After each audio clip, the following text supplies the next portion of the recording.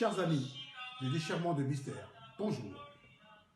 Vous êtes invités à une conférence extraordinaire qui se déroulera le 29 septembre 2019 de 11h à 13h au 4 Allée Colette, bâtiment D2, 3e étage, au Muro.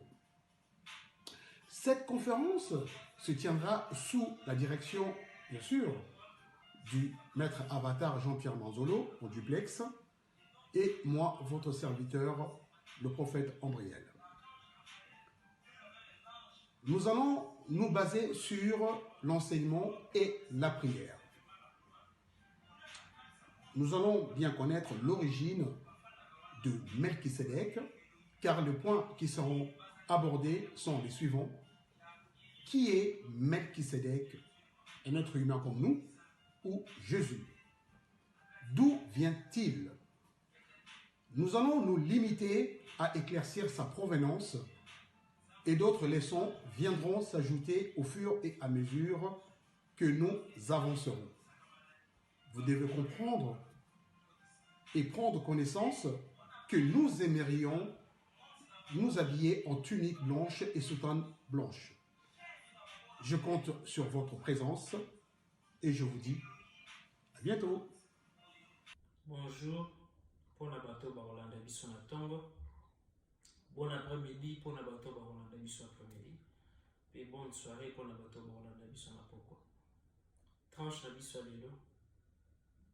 Ils allaient juste une exhortation. Exhortation à l'élo, techniquement il y a des alliés. C'est encore possible. C'est encore possible. C'est encore possible. Première fois, nous avons lu la Bible. Ils ont un livre, il y a Osée chapitre 4, verset 6. Nous avons lu mon peuple, mon, ils ont pronom personnel. Nous avons lu Libota Nanga, Batu Nanga, population Nanga, Baoyo Yanga, Bato Ngana Puna, Bato Ngana Linga, Peri, Bazo Kufa, Bazo Bunga, Bazo Beba, par manque de connaissances, Pona Bozangi Boyebi. Aussi, grand maître, Seigneur Jésus-Christ, dans la Bible qui va disciple à saler ascension, c'est-à-dire à Mati Likolo, à l'obaki na bangona kei, kasi na boutique la bino molimo santo. Ye akoya, pona koloba na bino makambo nga na lobaki na bino te. Yako tangisa bino le nondi, ya badir nanga. Pamate, na chaque enseignement, ils ont la partie kilt, na partie occulte. Partie réservée, na initié, c'est-à-dire na petit peuple, na partie réservée na grand peuple. Alors, lorsque le Saint-Esprit a revenu, na kataba âme et disciples, la Bible dit, Jésus a le là-bas, allez faire d'aller tout le monde mes disciples, délivrer, guérir, prêcher. Ils ont dit la mort comme les équipes des tasses. Pour les tasses, il y a à sur le Saint-Esprit possède soit au 3, les 7 dons, tout Makabo, Sambo. Les 7 dons, tout bas 7 pouvoirs, il y a Saint-Esprit. Dans 7 pouvoirs Saint-Esprit, tout ça et là, comment on va bien la science, dans la science. Lorsque nous parlons de la science, nous parlons de la connaissance, nous parlons de la lumière. Ce n'est pas la science mathématique, ni même la science géographique, ni même la science médicinale, mais la science qui alors les transcende toutes les sciences humaines. Science, ils allaient quoi les dépasser. Boyez Dieu, ils allaient quoi les dépasser. Boyez bien sur toi, mon kili. Boyez bien les amis. Ils ont dit komiyeba yo moko, koyeba nzambe azali nani, koyeba aussi mokili oyo tozali, mokili oyo tozomona na mokili oyo tozomona te. Moto esengeli ayeba mokili oyo afandi etambusamaka boni na bomosuni pe na bomolimo, na visible na invisible. Nzoto nanga etambusamaka boni. Eske nazali kaka nzoto oyo soki ekufi epoli, to sima nzoto oyo biloko misusu ebombani. Namoni Eli akitisi moto likolo na tangi yango na Bible. Namoni banganga kisi bazo sanza ba moto na monoko. Natangi na balivre misusu batu, misusu bazo pumbwa na moi neti ba Superman, comme Sainte Thérèse d'Avila, Saint Joseph de Capertino. Abanaki ko pumbwa neti ndeke. Namoni ba misusu batambola na ba mai, namoni ba Josué na ba Gédéon ba kabola ba mai batambola na ba Arche d'Alliance na Mikongo ba nyati mai kauki. Mususu atele misa moi bazalaki bato neti ngana yo. Eli abomaka bato 450 prophètes. Mais il y a combien de personnes au bout? N'a de quoi 450 personnes, peut-être tout. Mais à ça la miracle nzamba yokaye. Mais ni les ali ko sala biso bo keseni na bato oyo basalela ka nzambe na bikeko oyo eleki, donc na ba mbolo oyo eleki na biso lelo bo keseni ezali na boyebi. Mo Kristo alelo akomi mo Kristo ya kobanga, mo Kristo ya kopa. Alors qu'un chrétien c'était vaillant, un chrétien c'était suicidé, un chrétien c'était marche, c'était illuminé, c'était mystérieux. Lorsque nous parlons de la chrétienté, et ezali kaka simplement simple d'appellation té. Les Christ, ezali partie transcendantale oyo fani na kati ya mutu. Mutu azana 8 corps principaux. Mais ba corps ango koki ko varier ba nombre belé.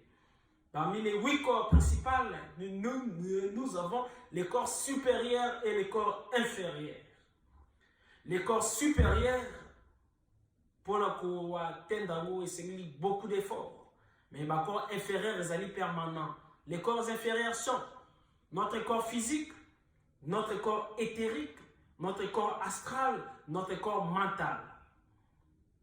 Les corps supérieurs sont, nous avons notre corps causal, notre corps bouddhique, notre corps atmique et notre corps christique.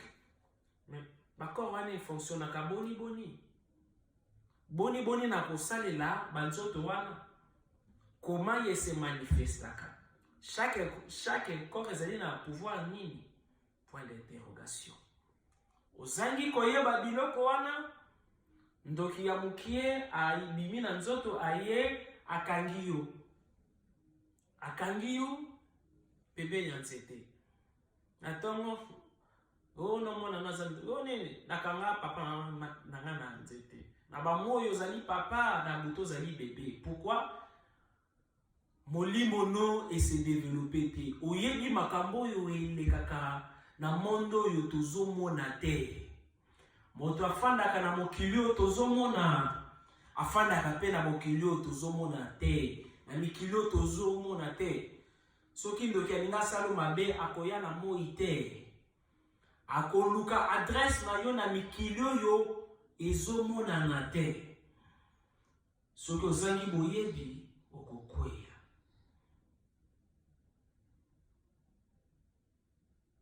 L'impossible n'est pas divin. Ba miracle nyoso yo to talaka na ba Bible, na ba Coran, na ba brochure, Mahomet asali boye. Mahomet bazo nilia na mesa asali boye. Oh nani Branham yabanaki kosolola na mbisi. Oh non Pierre atambolaki likolo na mai. Tu peux le faire. Mais okoki osala ngo. Parce que tu sais na lo bano secret moko. Omoni yo zela malembe moto yo kate. Kanga ba plot. Yomoni nzambe wana fandaka kuna na likolo. Nzambe oyo akela nyonso. Nzambe oyo yosambelaka chaque jour. Nzambe oyo batu tout babelelaka mpona ba miracle. Nzambe oyo amonaka fourmi ya mwindu. Likolo ya libanga ya mwindu. Basipie elamba ya mwindu na kati na molini. Nzambe oyo atondi bokasi bonso.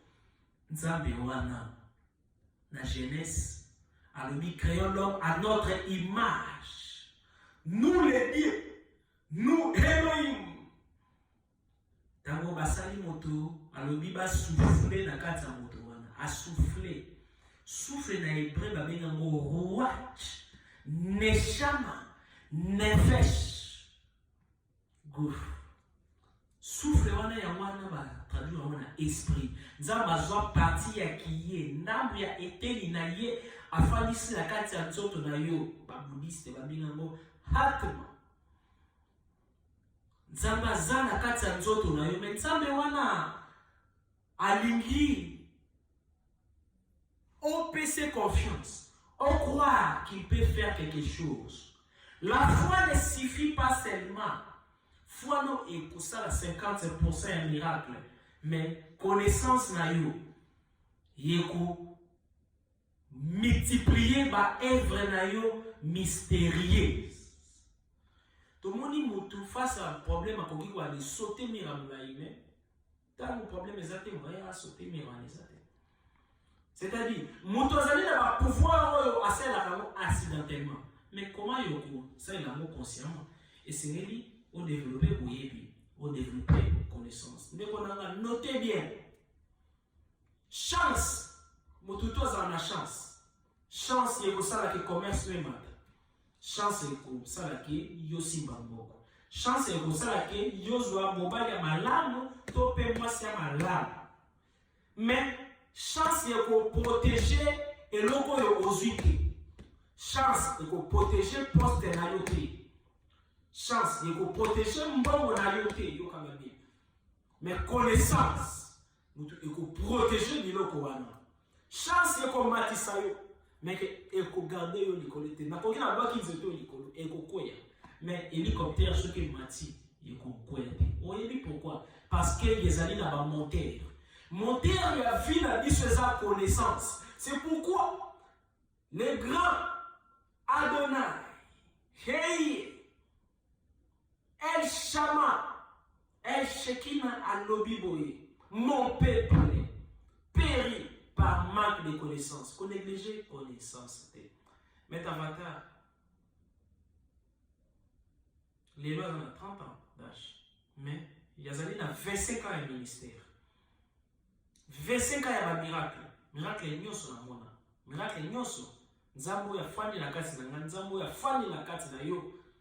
To salamo na salamo yope okoyi wale salamo posa na ngai ezala te question na patience émotion bombia posa na ngai ali ça ce que yo qui partage plusieurs hommes dédiés ba yokaka bama te ya nga mende bazala ba hypocrite mais misusu bazala ba hypocrite te par là je salue basali ya nzambe nyonso yo bazala quand même reconnaissant. Par là, nazali ko ali senga na bino. Bino batu bofani na Europe, Belgique, France, Suisse.